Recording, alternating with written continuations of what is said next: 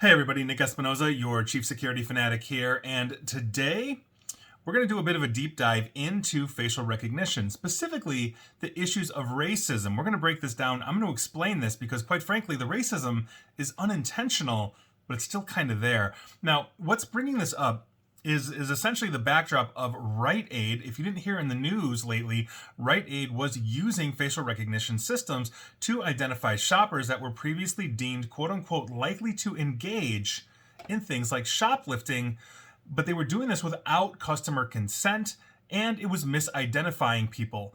A lot of people, particularly women, as well as Black, Latino, or Asian people on quote-unquote numerous occasions, and that is according to a recent settlement with the FTC, or Federal Trade Commission.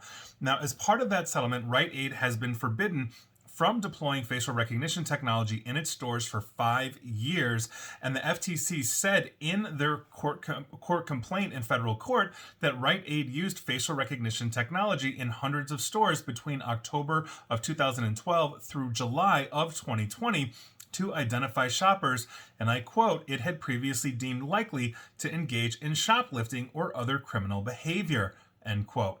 Now, the technology, and here's how this would work, sent alerts to Rite Aid employees either by email or phone when it identified people entering the store on that watch list. So in other words, I walk into the store, it sees facial recognition, and it says, this guy is identified, I'm identified as somebody that might shoplift or do something suspicious, and now Rite Aid employees are being alerted to my presence.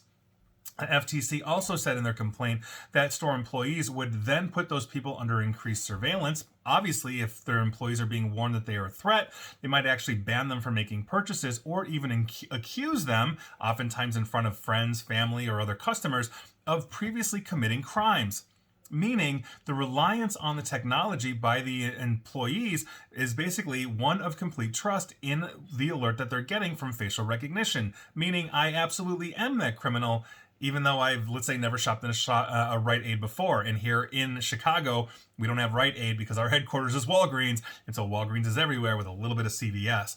Now, this system was used not in Chicago, but very heavily in New York, Los Angeles, New York City, Los Angeles, San Francisco, Philadelphia, Baltimore, Detroit, Atlantic City, Seattle, Portland, Oregon, Wilmington, Delaware, and Sacramento, California. And this is according to that settlement. And so this opens up the can of worms here. Why is this happening? And Rite Aid, for the record, isn't the only large-scale failure that we've seen of facial recognition. Cities like Oakland, California, as well as San Francisco just south of there, and other cities across the nation are starting to ban facial recognition technology for law enforcement use due to just absolutely horrific cases of usually African American men that have been misidentified for crimes committed that they had nothing to do with. We even saw a case where a person spent almost a year in being detained by this. Some have spent months or days, basically saying, I'm innocent, I haven't done anything, I was nowhere near that crime. But this is honestly a big issue. And I did, if you didn't know, a TED Talk on this. Basically, can technology defeat our prejudice?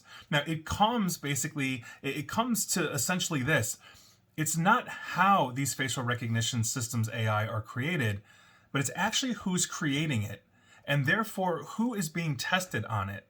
And so if you look at historically how a lot of these facial recognition systems were created, they were mostly created by white males. Now that in and of itself isn't a bad thing. I'm not knocking white males here. I'm not saying that they had intent to create something racist. But if you're on a team that is creating this and you're all of the same ethnicity or the same race or the same gender, what happens when you go to test the AI? The AI gets really good at learning your face, your complexion, your attributes, and then kind of stinks at everybody else.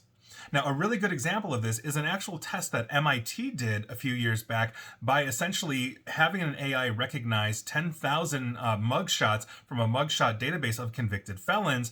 And then once it understood that, it ran all 435 members of the US Congress against the facial recognition database, and 27 members of Congress were identified as being criminal. And feel free to insert your own joke right here. But that's the point that we're talking about. This is the issue.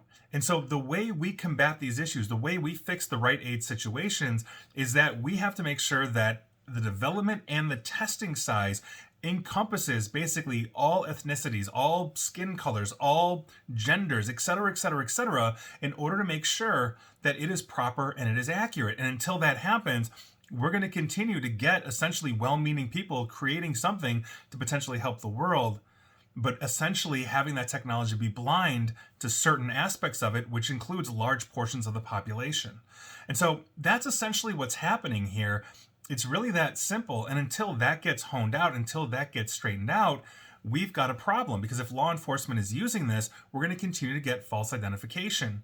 And while I don't think technology is going to be 100%, we can get it to the 5 nines, 99.999% accurate. So maybe one person in 20 million is potentially, misidentified. And even then, there can be a validation process that the person has to go through before they're stuck in jail for 11 months. So this is a problem. This is an issue. Rite Aid is not the only one. They're not going to be the last one either.